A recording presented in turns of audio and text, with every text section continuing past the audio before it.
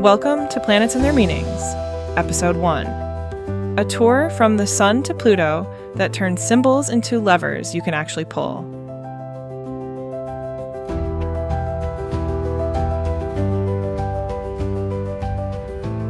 Think of the planets as verbs moving through your week. The Sun is fuel and confidence, where you shine when you act like yourself.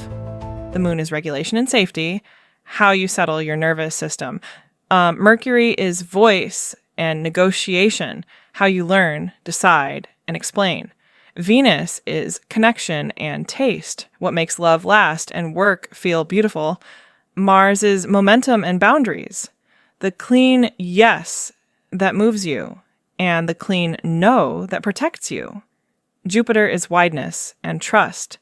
The rooms that grow you. Saturn is proof and integrity, the promises you keep when no one is watching. Uranus is innovation and freedom, the update that makes the system kinder and faster. Neptune is meaning and mercy, the art, prayer, and imagination that soften hard edges. Pluto is truth and power, the courage to transform rather than decorate a problem. We'll map each planet by sign and house in plain language, then tie it to a single micro practice you can start this week.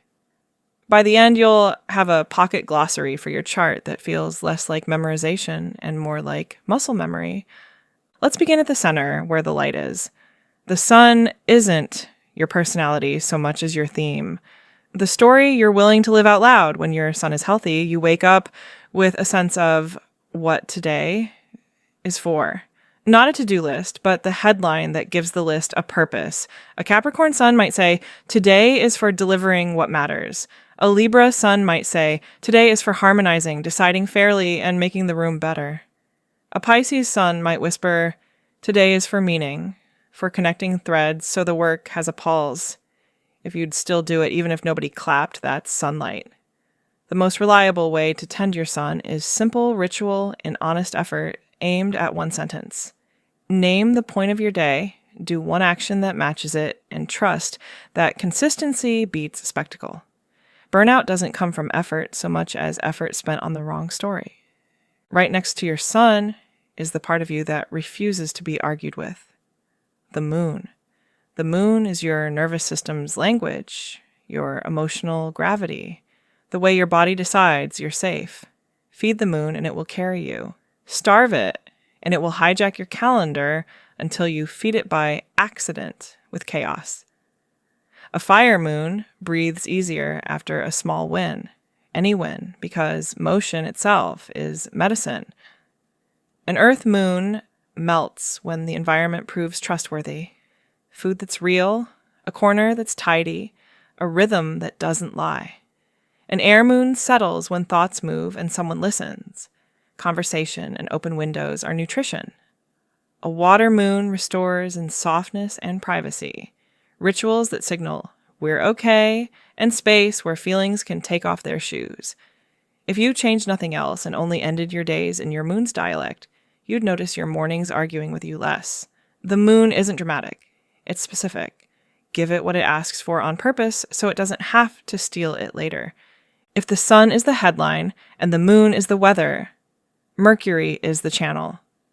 Mercury turns thoughts into words, problems into formats, and chaos into something you can actually send. When Mercury's happy, you name what you're doing before you do it, and the doing becomes easier.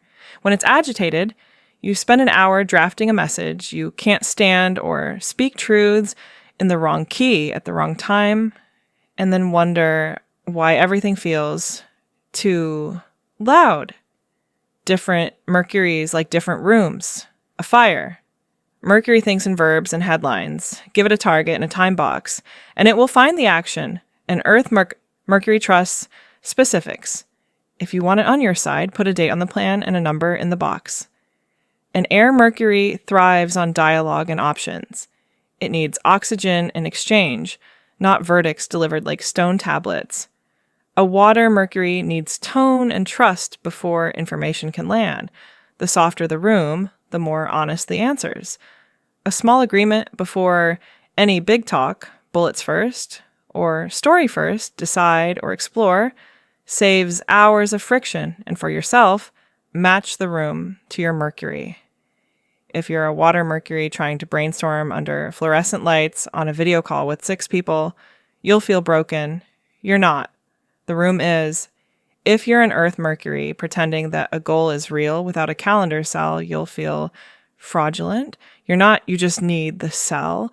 Venus is the part of you that recognizes what is good and wants to offer good back. People collapse Venus into romance, but Venus is wider. It's taste, hospitality, money as a language of value, friendship as a daily practice, aesthetics as the way you tell yourself. The world can still be beautiful. If you keep overspending, look for the Venus drought. We spend too much where Venus is starving. Give Venus a real budget of time and money, and it will stop hunting for relief in aisles and apps that never loved you. In love, Venus is the dialect of care you both give and recognize. A Venus in Taurus might see good as steady meals, soft linens, a plan that sticks, and a promise that lands on time. A Venus in Gemini will praise cleverness, curiosity, and the sense that we're always discovering a little more together. A Venus in Virgo loves craftsmanship and small fixes that make life kinder for both of you. None of these are superior. They're just languages you can trade each week. Give one gesture in their dialect and one in yours. The fight you thought was about personality often dissolves because the love finally arrived in a shape both of you can feel. Mars gets a bad reputation because people mostly notice it when it's loud, but at its healthiest, Mars is clean motion and kind boundaries. It is yes with your feet and no with your spine. You know Mars is working when action feels decisive and rest feels earned, not guilty. You know it's scrambled when you fight symptoms instead of causes, or you avoid for so long your only option is a dramatic gesture. The antidote is clarity and timing. Ask more often, do we want decision or discussion? And pick a mode. Mixed modes are where fights rot. An early boundary is a kinder boundary. I can't tonight. I need until Thursday. That's not my lane. If those sentences taste harsh, practice the tone until they don't. A boundary's job is not punishment. It's permitting you to use energy where it belongs. Some Mars placements like to sprint and stop. Others prefer a plan drawn before the meeting. Some need to say the action out loud to believe in it. Some need to protect their water early so no dam is required later. Your Mars isn't a flaw to fix. It's an engine to tune. Jupiter is the room that says yes and means it. It's mentors, airtime, green lights, the feeling that there's more and it's safe to reach. Jupiter gets called luck, but what it actually loves is rhythm and generosity in one lane. Expand where you practice consistently. Publish weekly, pitch weekly, learn weekly, invite weekly, teach weekly. The trap is bloat. Saying yes to everything until the room is full of good things that can't be held Jupiter without. Saturn is a feast with no table. Decide your lane, then grow it on schedule. You don't need to chase luck. You need to create surfaces where luck can land. Here comes Saturn, the planet that too many people misunderstand as punishment. Saturn is gravity. It is the quiet, earned pride of doing the thing you said you were going to do. It asks for receipts, not because it's cruel, but because your confidence is built from promises you can prove. Healthy Saturn feels like a spine. Toxic Saturn feels like shame cosplay, where standards are weapons used against yourself and others. The cure isn't inspirational quotes. It's finishable steps, version numbers, and definitions of done that don't move while you're running ship EU1. Put a date on V2. Close the loop before you open 3 new ones. Saturn's gift is permission to rest with your head on a pillow that doesn't argue back. Now we step into deeper weather. Uranus is the impulse to update what's stale. It doesn't hate tradition. It hates sleepwalking. You know Uranus is active when pretending becomes intolerable. You start telling the truth faster. You become allergic to obsolete rules. The risky is using shock when what you needed was change. The gentle way is to schedule interrupts. Once a month, ask, what would I do differently if I were new here? Then do one small thing, change the meeting length, reverse the order of your morning switch, the tool that's been sand in the gears. Small updates keep you from craving explosions. Neptune is enchantment and blur. It is music, cinema, prayer, compassion, the dissolving of edges between you and the rest of the world. It also fogs your glasses if you live only in ideals. The move with Neptune isn't to become cynical. It's to create containers that let wonder be real. Give Neptune a room. Take a phone-free walk. Keep a sketchbook with no audience. Put on a song in the dark. And let your nervous system remember it's not a spreadsheet. Then test your dream with a Tuesday action. If it survives Tuesdays for a few months, it deserves a bigger container. If it only survives weekends and dramatic declarations, it may be mist that needs more time to condense. Pluto is honest power and compost. It takes what you cannot carry and turns it into fuel you can. Pluto isn't asking you to burn your life down. It's asking you to stop carrying contracts you never signed and costumes you don't need. Under Pluto pressure, people tell truths they thought would blow the room apart and discover the windows open instead. The tender way is small, early honesty, retires a belief, end a loyalty that turned into a trap. Stop paying invoices to a story that no longer owns you. There's nothing glamorous about it. There doesn't need to be. Quiet power feels like ease. Knowing the planets is lovely, but what matters is how you use them together. I thought, let's stitch a day. Before the world touches you, name one sentence that gives your sun a purpose. Feed the moon in its dialect. 20 seconds can be enough if it's the right 20 seconds. Choose a thinking format so Mercury doesn't waste its voice. Place one Venus moment in the middle of your day so the grind becomes repeatable. Give Mars one move that changes the posture of the day. Let Jupiter open one door by doing something generous in your chosen lane. Ask Saturn what finished looks like and take yourself across that line once, even if it's a tiny line. Offer Uranus one update to keep the system awake. Give Neptune 5 minutes of wonder so your senses are included. Whisper one honest sentence to Pluto that frees you from pretense. That's not a rigid checklist. It's an array of friendly dials you can nudge without breaking a sweat. The story gets richer when you listen for planetary pairings. Sun and Saturn create dignity when they shake hands. Purpose inside structure. Moon and Venus create a home you want to come back to. Safety with sweetness. And Mercury and Mars create clean action, words that move things instead of scorch them. Jupiter and Saturn create sustainable growth, more inside a container. Uranus and Mercury update patterns without panic. Neptune and Venus remind you that beauty isn't a luxury, it's lubrication. Pluto and the Sun ask for truth so you don't have to perform power you don't feel. It also helps to recognize the mistakes planets make when they're tired. A hungry sun chases applause. A hungry moon manufactures drama for rest. A noisy Mercury confuses talking with deciding.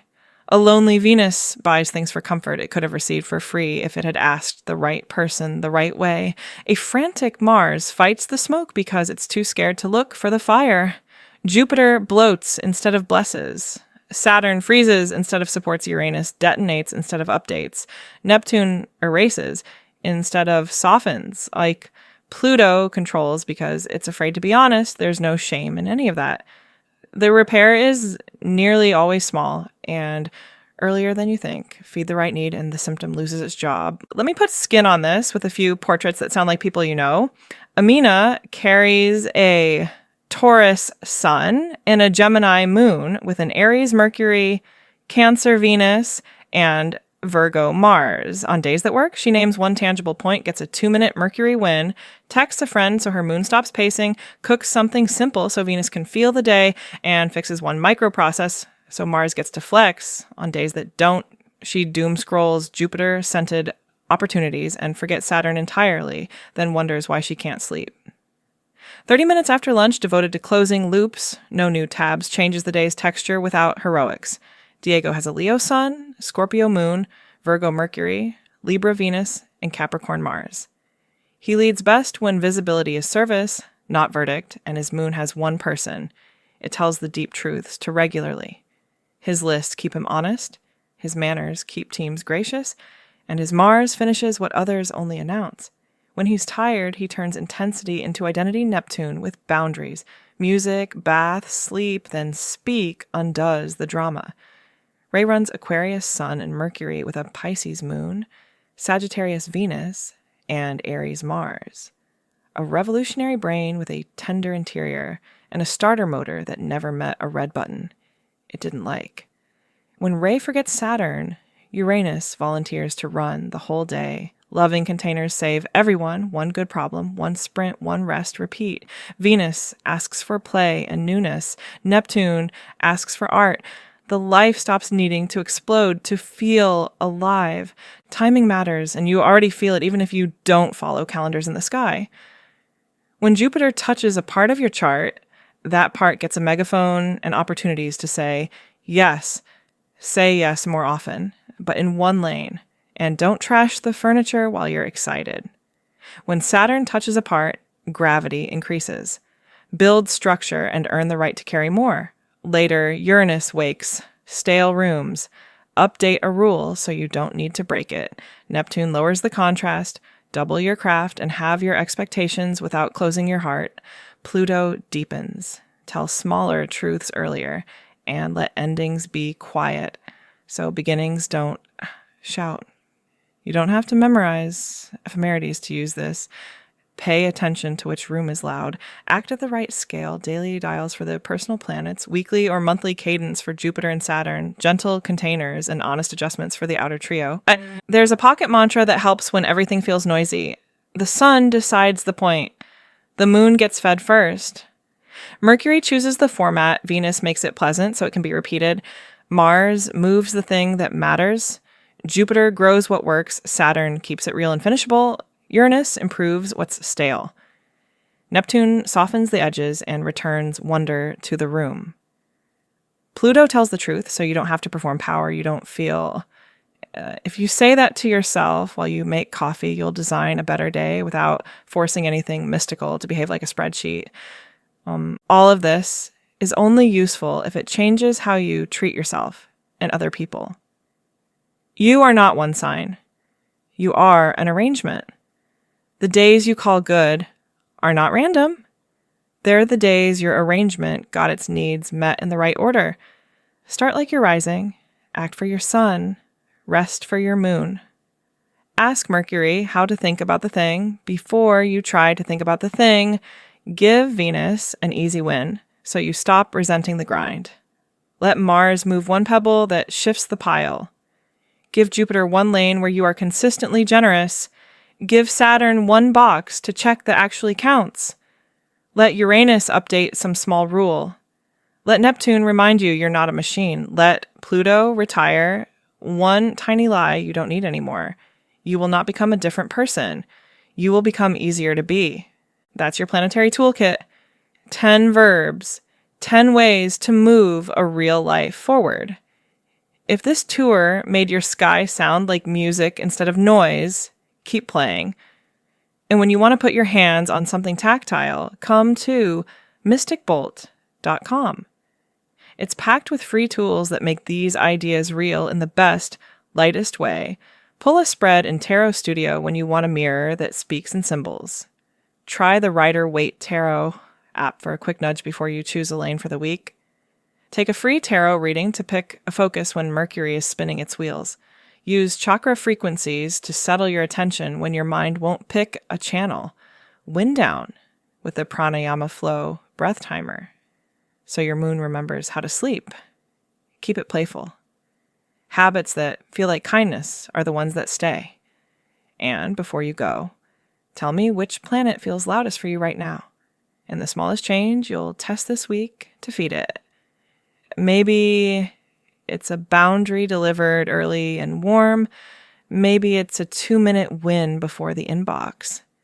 Maybe it's flowers in a jar, or a list you can finish, or one honest sentence spoken sooner than usual, whatever it is. Do the small thing and let the rest of your system thank you. I'll meet you in the next episode of Pillar 3, Planets and Their Meanings, where we map the 3 speeds of change, personal, social, and outer, so you can stop shaming yourself for not fixing a decade in a day and stop waiting a decade to do what a day could.